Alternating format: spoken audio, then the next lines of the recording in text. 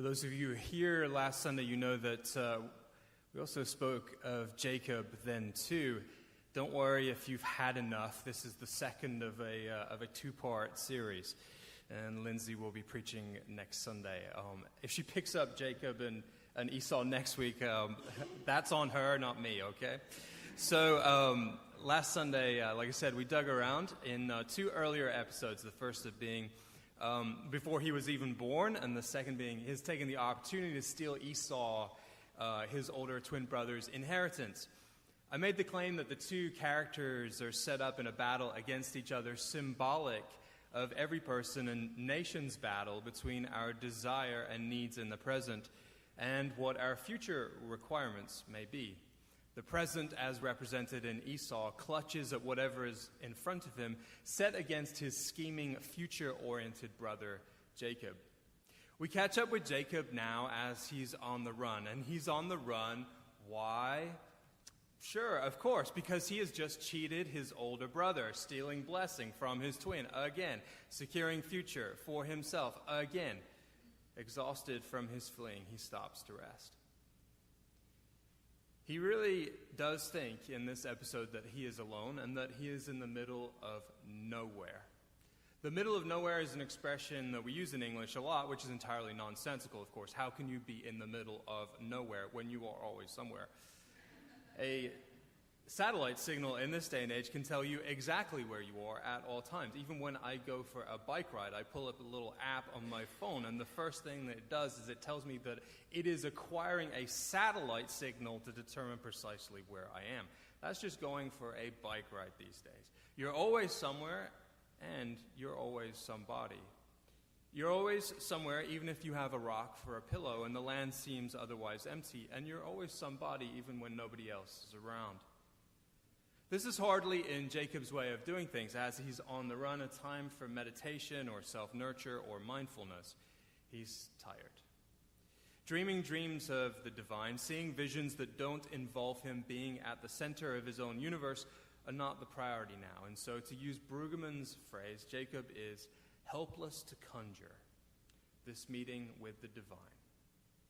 He has assumed that he travels alone with his only purpose being survival. But all of his premises and assumptions are incorrect, of course. He does not travel alone, and survival is not his only purpose. He assumes that the place that he now occupies is not a place of possibility, ripe for understanding God and dreaming dreams, but his premises and assumptions are incorrect. He cannot possibly fathom that a rock for a pillow is fertile ground, and he cannot understand because he is helpless to conjure the meeting. The dream comes to him and not the other way around. And the dream that comes to him involves him, but he's not at the center of the dream. He just watches. He doesn't ascend or descend. He is rooted to the spot. Rock for a pillow, no other person nearby. Up until this point, we've learned a number of important things about Jacob. Younger brother, conniver, schemer, less than stellar character for sure. Also representative of the future nation of Israel. Someday his name will become Israel, father of the 12 tribes. But another key piece of information about him is his reluctance to have any kind of spirituality. He's not one who's connected to the divine. He's made no profession of faith. He has no sense of God's promise residing with him other than some kind of self-motivated, self-interested future that he has crafted for himself in his plotting and scheming. His embedded theology is that God is for others. His parents, Isaac and Rebekah, they are faithful to a large degree. Jacob refers to God as Isaac's God a few verses before this reading that we heard today. When it comes to God, that's not my thing, that's your thing. We all have an embedded theology, whether we're like Isaac and Rebekah and quick to call on God, or like Jacob, who up until this point believes that the divine is for somebody else. Embedded theology is the traditions and beliefs that you've been given or grown up with that may not have been scrutinized and may not even be things that you're aware of but are a part of your core. You see embedded theologies coming out all the time. In the wake of tragedies, people will invoke heaven or angels or belief in the afterlife without qualification. But it's deeper than that. The theological framework that you use at home or at work or at play that is there running along in the background, part of your conscience and your compass, and has been absorbed by your learning about the world and your place in it. You ever thought that you have an embedded theology, an embedded sense of who God is and what God is like? Deliberative theology is that which becomes a part of your core only after it has been scrutinized by yourself or by others. This too can come about in the wake of tragedy in its most dramatic forms, but it need not be formed there. It can be as simple a matter as losing your keys. You've believed your whole life that prayer always works, but now you're begging God to help you find your keys and they're nowhere to be found. Does this mean that God is not answering your prayer? And what if the answer is being offered and the lesson you are being offered by God is, I am done bailing you out from you losing your keys. Why don't you buy a carabiner and tie them to your belt? What if the answer is, I've got other things to do? What if there is no answer? Does God care about you finding your keys? What would it mean for you for God to be disinterested in you finding your keys? So yesterday I lost my keys. Again. This time in the Delaware River.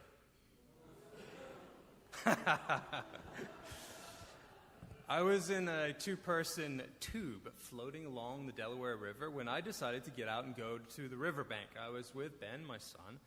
We were going to play in the mild rapids near the river's edge, and I had my keys tucked into my waistband. And the fob has gotten wet so many times, I wasn't worried about the keys getting wet again. So I gave the keys to Ben, and I asked him to hold on to them while I hopped out into the water to pull the tube over to the shoreline.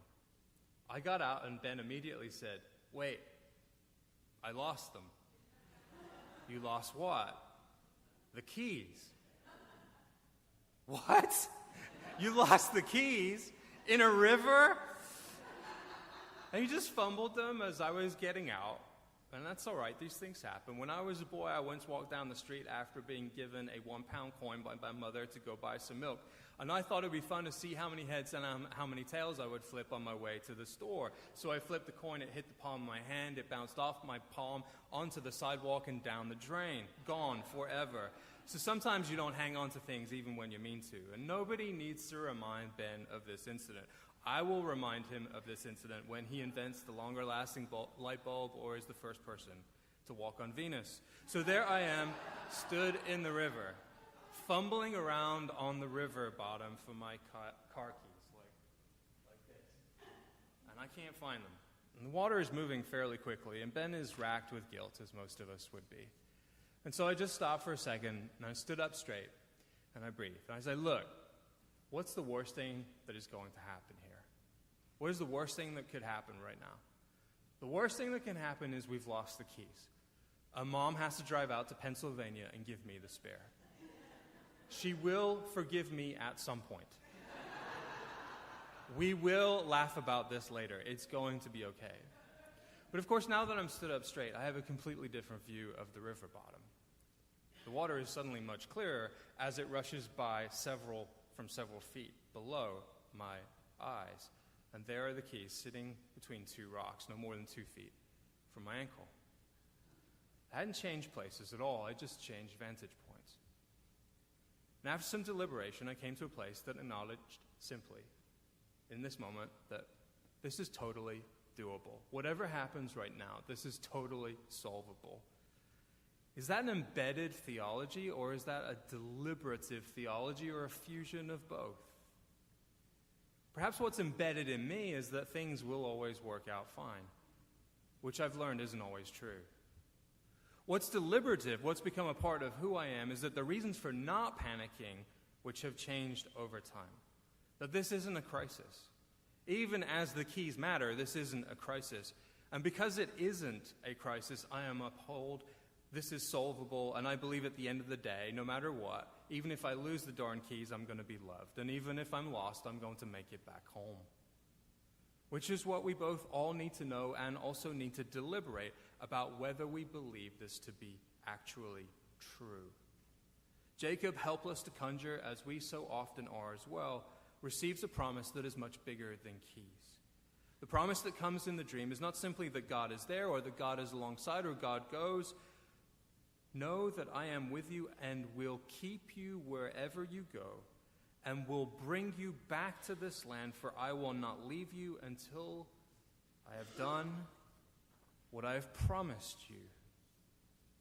A 4-part promise. Know that I am with you. This is a refutation of despair. It is also the name given to Jesus, Emmanuel, God with us.